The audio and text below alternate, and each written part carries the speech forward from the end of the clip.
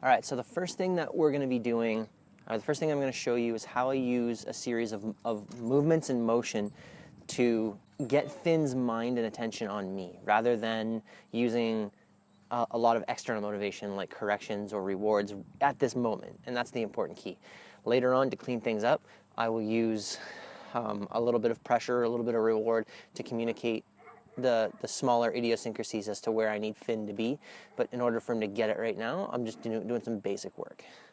So the first thing that you're likely going to notice is that Finn's kind of all over the map. The real subtle shift in body language that I want you to pay attention to, keep a close eye on his tail. Good. Good. And although he's attentive to me, that's not a complete product when it comes to healing and stuff like that. Good.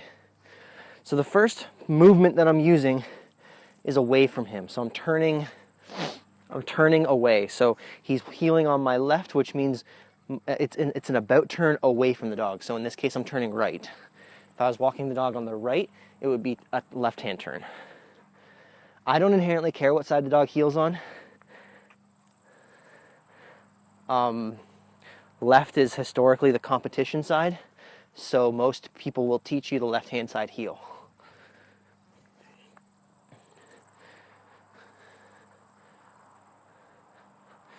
So he's kind of falling in line a little bit now. That's good. Finn has done a little bit of this work before. Good. Good. So he's getting that about turn really clean right now. I don't have to put barely any pressure on the leash to get him to move with me. Good. Good. So the one thing that I really like to do when it comes to teaching a dog a heel is that first I'm going to make those turns really obvious. I'm going to make them 180 degrees. So I'm walking this way, now I'm going the other direction on the road. Right? And as soon as he starts to get ahead of me, I'm going to move again. Now I'm going the other direction on the road. What I'll start doing is making those motions a little less obvious. So I'll start doing 90-degree turns. Good. So now I'm kind of walking in a box formation. Good.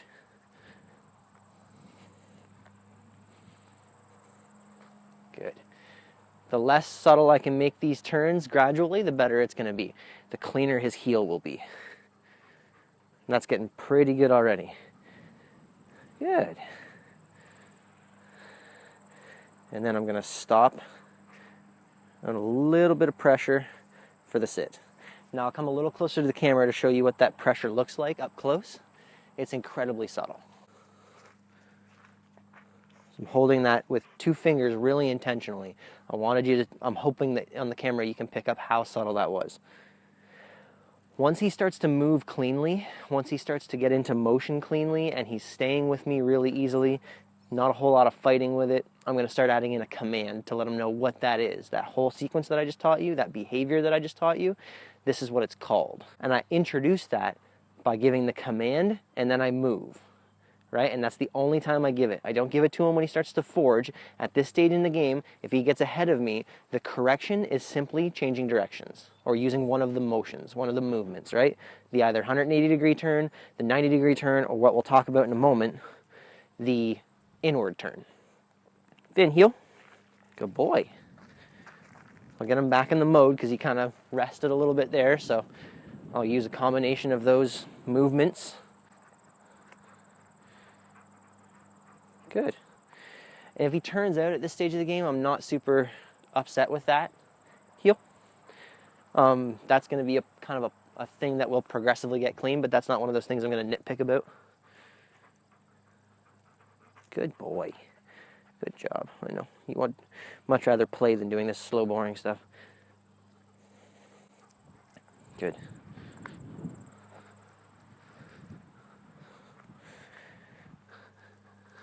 Now the one thing he's starting to do here is he's starting to get mouthy with the leash. That's not okay. And I don't want to be ambiguous about that. So that was a little correction to let him know you can't do that. That's not allowed. This is not the time for play. We will do that later. We've already done that this morning. It's important for him to understand that rule.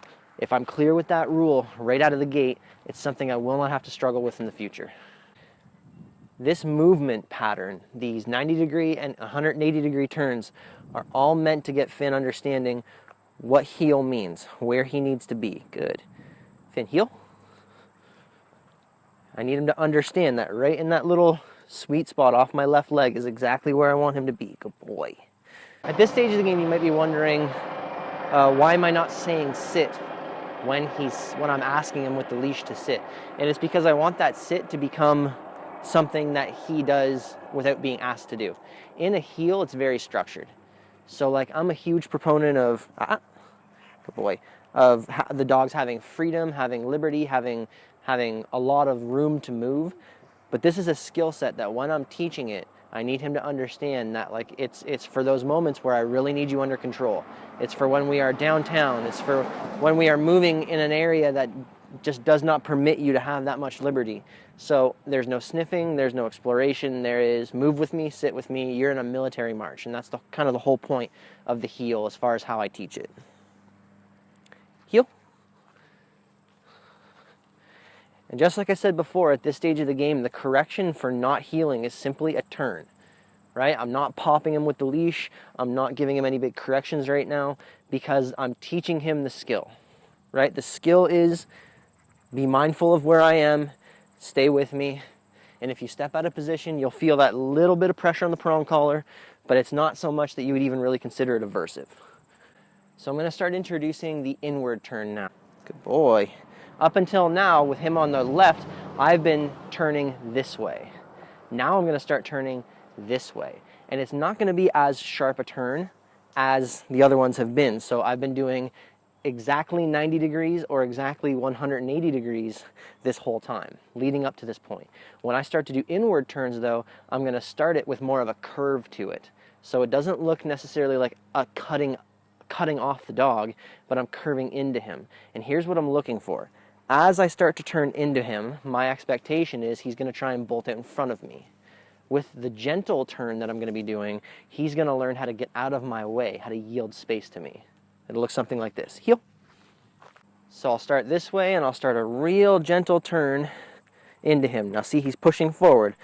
Now I'm going to use as much leash pressure, good, as to stop him from moving in front of me, but I'm not going to use a lot of leash pressure to hold him back. And that's the more important thing. Good boy. As I'm turning into him and he's pushing in front of me, my goal is that when I start to push and he starts to push, I maintain that pressure until he gives, until he backs off a little. Heel. I'll see if I can illustrate that on video. I don't know how well it's going to pick up.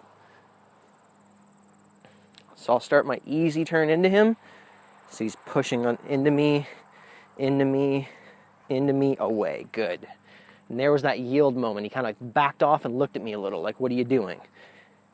Good. And I want him to understand that when he sees me moving into him like that, it means get out of my way. Don't get in my way, get out of my way. For a dog like Finn, this is super important. Good boy. He is a naturally really pushy dog. He's young, he's boisterous, attaboy. He's still figuring all these things out. So for him to understand unequivocally that you cannot bolt past me on leash, bolt past me with open doors, bolt past me because I have food, eliminating all of those variables is going to be important to his training. So here's my easy turn into him. Use the leash to bring him back a little because he's starting to forge. Good. Excellent. So moving in, moving in, moving in. Yes, good boy. Moving in. Now that time, you see how he almost crossed right behind me. He didn't even try to get in front of me. That's kind of what I want. Good. In this instance, the pressure and release, instead of coming from the leash, is coming from spatial pressure. So instead of me using the leash to communicate, I'm using body language. If you can imagine a little bubble of space in between me and Finn, I want to push that bubble without popping it. Now he's kind of hanging a little behind my left leg, which is ideal position for where I want for the heel position. Boy, break. And I'll tell him break now to let him know that he can have a little bit of freedom. Now, he only has about 8 feet of it with this leash, but he's allowed to sniff, check things out, go for a pee, adventure, do whatever. Within the parameters of the leash, he still needs to respect the leash, which is why I tend to like 6 feet of leash. It gives you the perfect amount to make yourself stationary so he doesn't pull you around, but at the same time, lets him explore. So let's put these four things, these 4 movements together so we can see how they make the complete picture of how to solve most problems on leash, right?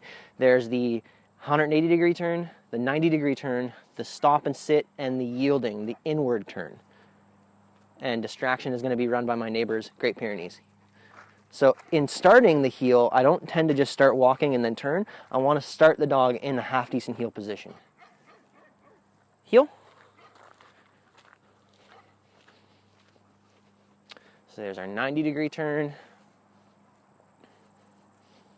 our inward turn, and I'll maintain this pressure until he backs off the same way I've been doing.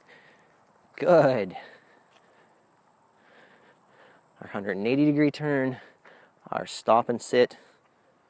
Good. And he stopped with very minimal prompting for me. I didn't even let the leash get tight on the prong collar that time. Now remember at the start of the video I said the real subtle piece of body language that I wanted you to pay attention to was his tail. Compare his tail position now to where it was at the beginning of the video. And I'll put up a little clip of the first 30 seconds right now so you can see the difference. Big difference, right? His tail's nice and relaxed now. Whereas before it was alert and excited. Those choices that he makes in that state of mind are going to be incredibly different than the choices he makes in this state of mind. Good boy.